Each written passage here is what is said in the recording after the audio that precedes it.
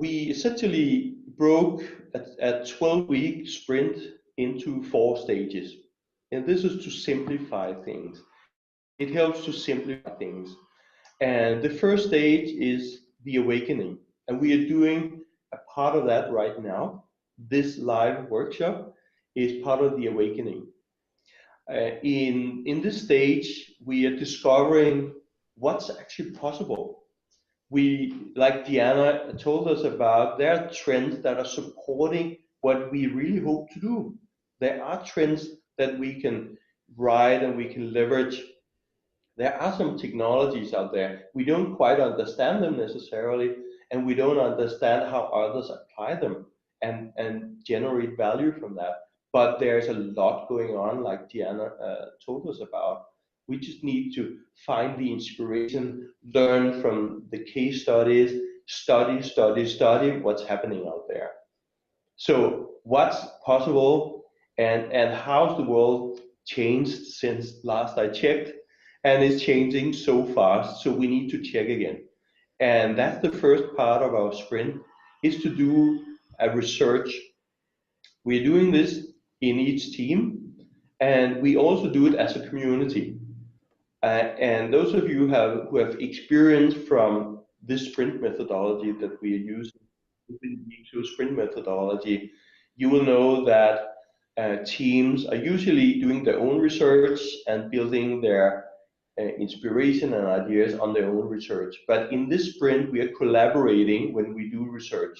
So research that I'm doing, I make available to everybody.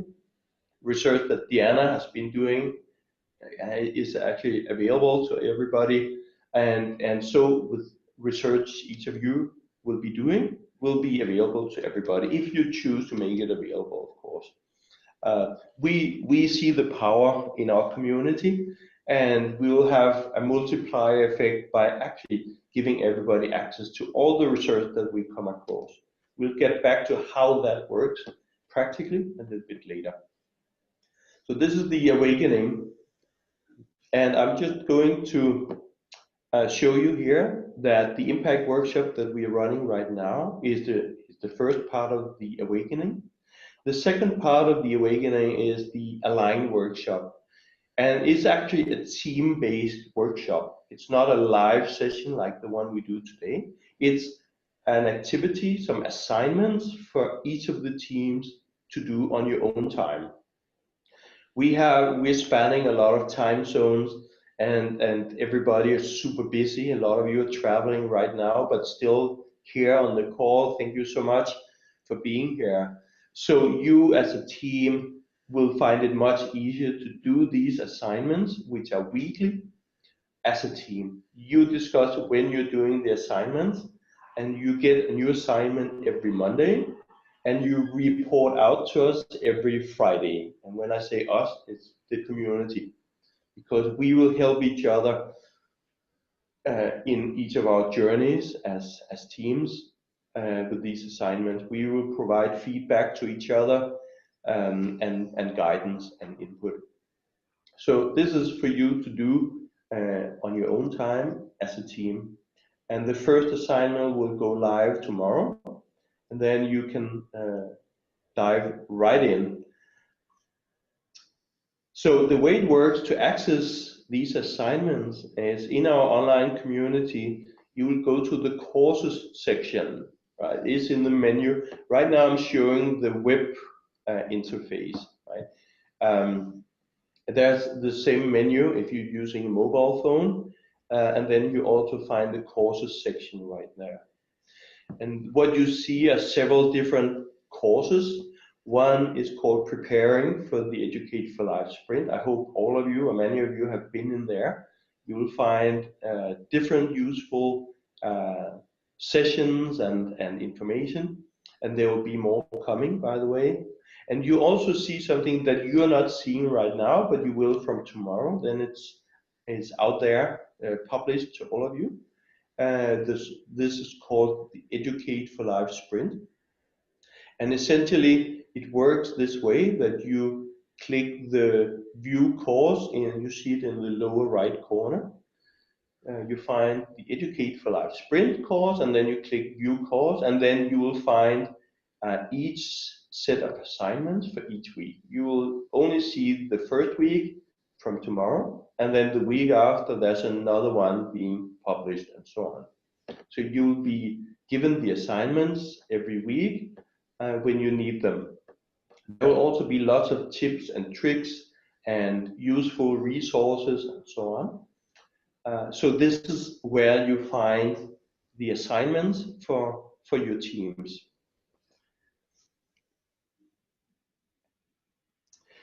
I want to dive into the first week's assignment now that you cannot get in there right now, but I'm going to show you what's in there. So this is the first team assignment. It's the same assignment for all teams. So it's important when you read through the assignment that you do it with your own focus. You know, you need to relate the assignment to the scope of your own project, what you are trying to achieve. Some of you have a focus on adult education, some on children's education, and some on empowerment, and they are all amazing, and they will all bring a lot of value. But remember, when you're doing the assignments, do it with the focus on your own type of project. So the first assignment is about exploring global issues and trends. Diana has been helping us to get started on this already. And this session we're doing today, the recording, is made available. So it's available to you from tomorrow. And also we're posting a lot of links and another thing I'm going to share a little bit later, which I think would be super interesting for all of you. So the first week, there are 3 assignments. One is to explore these global issues and trends as a team, but with focus on the scope of your own project. Identify social issues and trends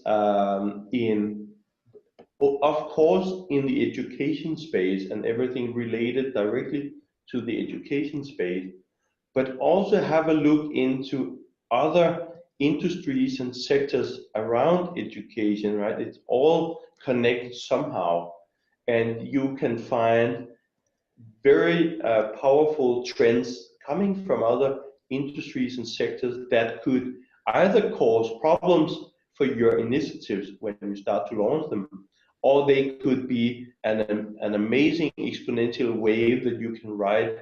You can find inspiration from other sectors that you can leverage when you're building your project. But doing the research helps you to find the inspiration to build and grow and evolve your various initiatives.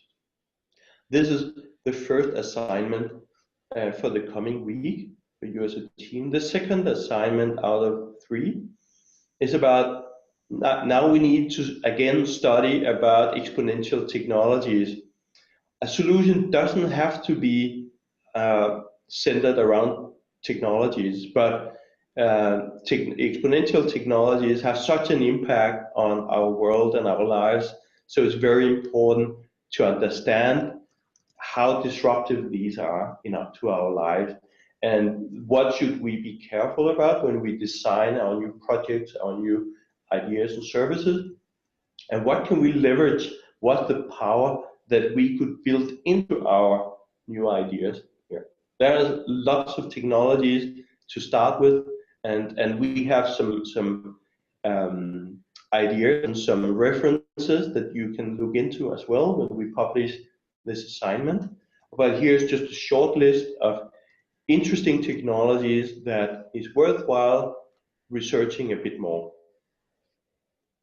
This is the second assignment, and the third assignment that you need to do in your team is study various startups, but also other potentially disruptive initiatives that are being created around the world. Diana showed us again some examples of really interesting new types of initiatives, not driven by government funding at all. Actually, some of them are grassroots movement driven and coming from other places, and they could potentially be an amazing alternative to established schooling systems and education systems. So we want to find out what's going on out there already.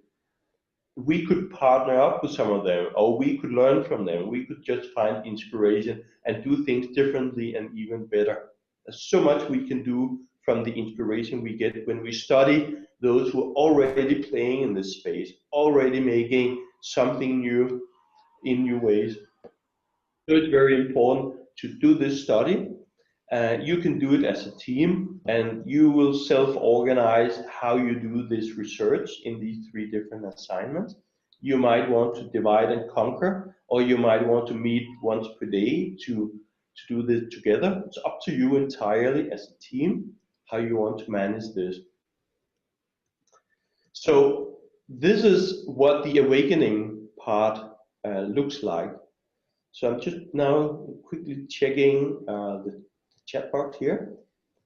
And I know a few have to drop off and some are joining, and welcome to new ones joining.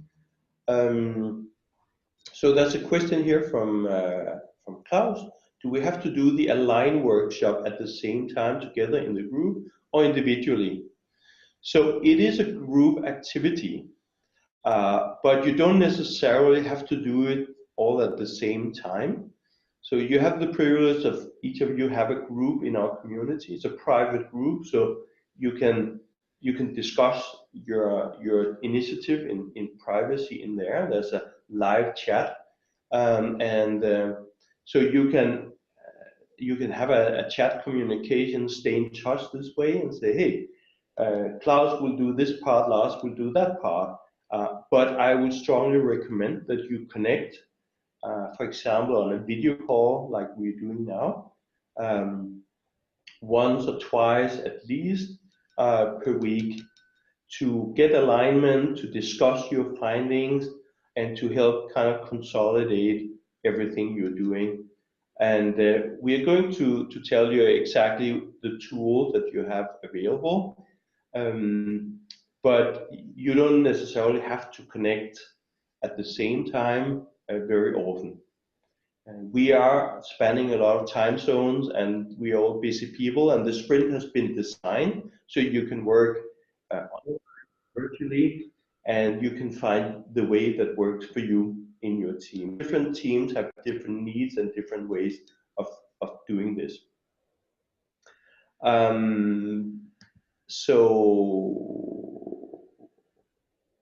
great. So I think these are just for now questions to the awake part. Was there another? Yeah, one from Edwin. When are we presenting the results? So I'll get to that in just a moment. MB is asking, I'd like to touch into each of the teams. Yes, we in the arts believe that classical arts should be at the heart. Yeah, I agree. It's the pulse of the humanity in energies, absolutely. And then you have this wonderful reference to the Star of Canadian Brass. And MB, we want to hear this. I think what I want to do is invite you on a call where you're telling this story, because it's absolutely mind-blowing and the world needs to hear this. But having said that, you're welcome to click every group and request to join, and then everybody knows MB will be joining to share the story. It's absolutely also a fine way to bring this into a diverse mix of information we need to handle when we're putting together our initiatives. I strongly support your recommendation here about classical arts. So please, when MB knocks your door, invite her in and listen to the story. Again, I want to have a call offered to everyone here to hear the story. It's absolutely amazing. So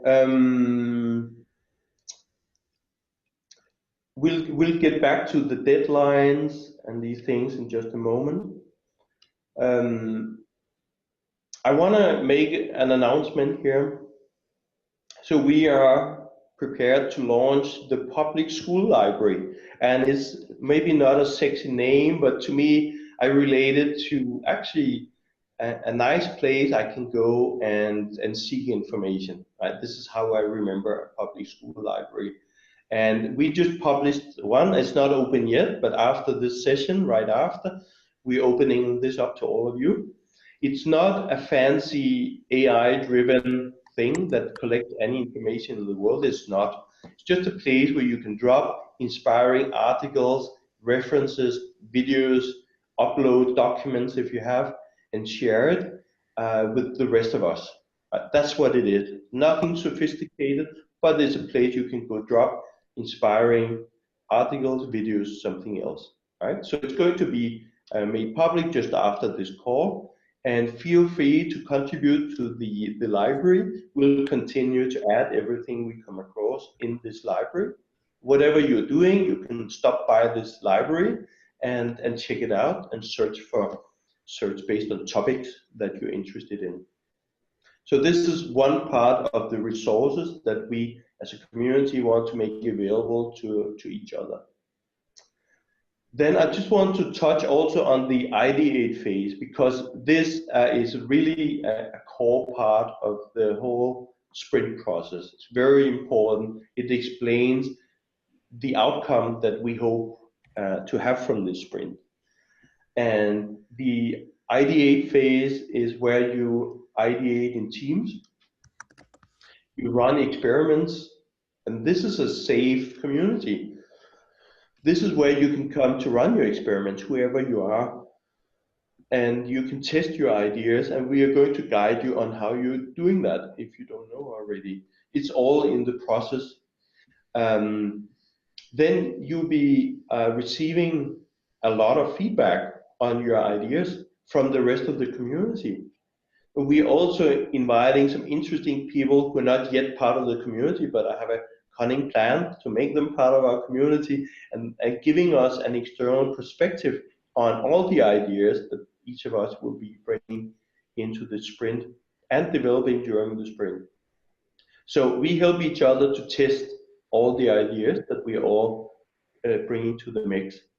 We're going to use an ideation platform. So all of the initiatives that you are starting to bake now in your private groups, in the comfort and privacy of closed groups, is going to be made public inside our community, however, but it's going to be made available to everybody to see. So there's full transparency about what's your project about, what you hope to achieve, and how you're going to achieve it. And that is going to help everybody better understand it, provide you with questions and feedback and ideas to how you can improve your project, right? So again, the power of the community is really coming into the mix. And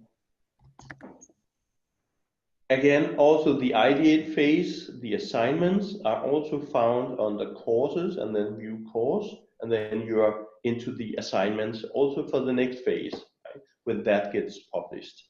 So that's another week away, but when it's public, I will send out the announcement with the link, and you can go right in there as a team or individually and study it, and then come together as a team and start working on the next weekly assignment.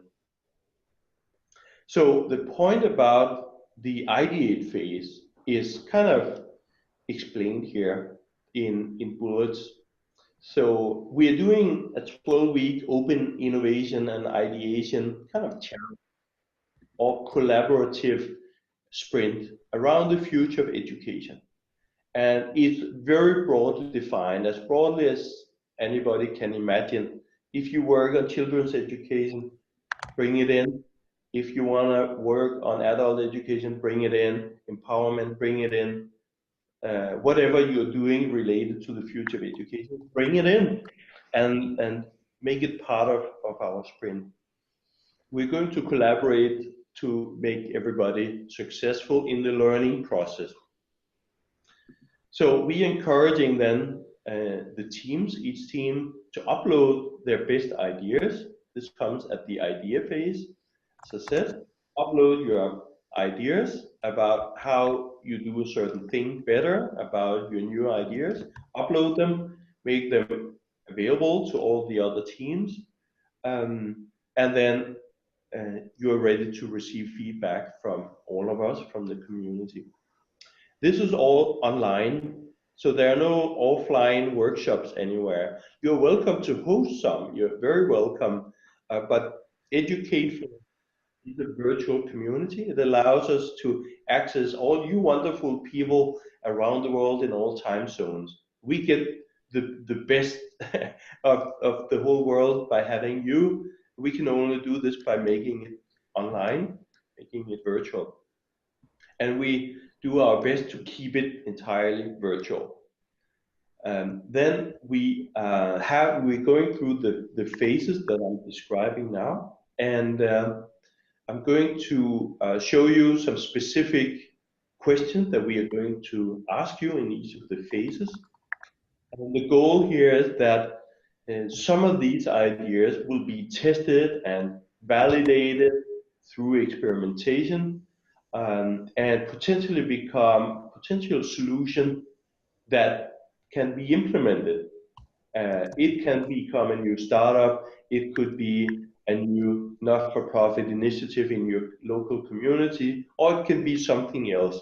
But we want to bring these things to the world. We want to give birth to new ideas and support this process. We hope that is what you want too. This sprint is about bringing you from the research and ideation all the way to a point where you can begin the early stage of implementation.